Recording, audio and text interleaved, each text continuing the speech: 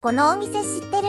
代々木から徒歩5分、路地を入った先にある、ここ、クラフトビールと台湾料理のお店。中に入ると、アジア諸国のビールがあり、店内もおしゃれ、クラフトビールも豊富、めちゃくちゃ美味しくて、グラスも可愛い。乾杯。名物ダージーパイや、ペウローファン、パクチーサラダも、台湾料理を大堪能。このお店は、CC 東京。ぜひ行ってみてね。